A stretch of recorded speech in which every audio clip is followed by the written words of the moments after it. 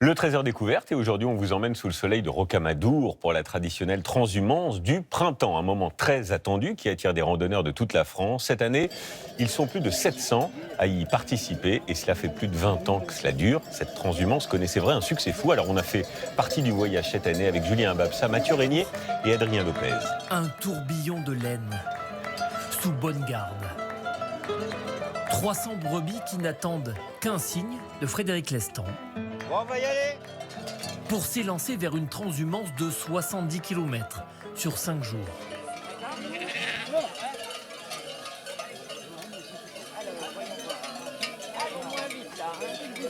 Alors on va moins vite les filles là.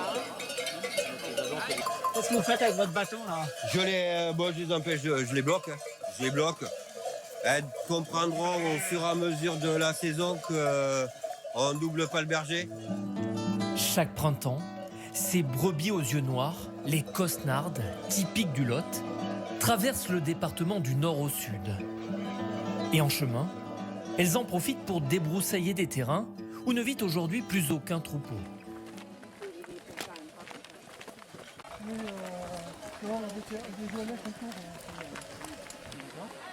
Aucun troupeau. Si on ne maintient pas en fait, de l'élevage sur nos territoires, ben on accentue le risque incendie. Et aujourd'hui, avec l'évolution climatique, ben c'est un enjeu fort que de maintenir nos élevages sur le territoire. Dans leur transhumance, ces brebis entraînent avec elles près de 700 curieux et quelques retraités dynamiques. C'est toute une ambiance, une atmosphère qu'on n'aurait pas chez nous dans le canapé devant la télé.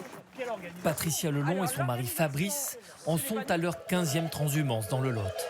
Et sur ces chemins rocailleux, le handicap n'est pour eux pas vraiment un obstacle. Il n'y a pas de différence. Tout le monde a le droit de randonner et c'est ça l'esprit de la transhumance, c'est la solidarité, c'est le partage. Car l'heure du déjeuner approche. Un repos bienvenu pour les marcheurs. Et pour les éleveurs de brebis, l'occasion de mettre en avant leurs produits, comme l'agneau fermier du Quercy. Avec près de 600 éleveurs, la filière ovine est un pilier de l'économie agricole dans le département, mais un pilier fragile. C'est une filière d'élevage. Et aujourd'hui, malheureusement, les métiers de l'élevage ne sont plus attractifs.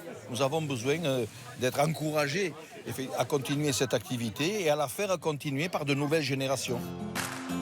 Près de 160 000 brebis vivent aujourd'hui dans le Lot et elles comptent encore longtemps en façonner les paysans.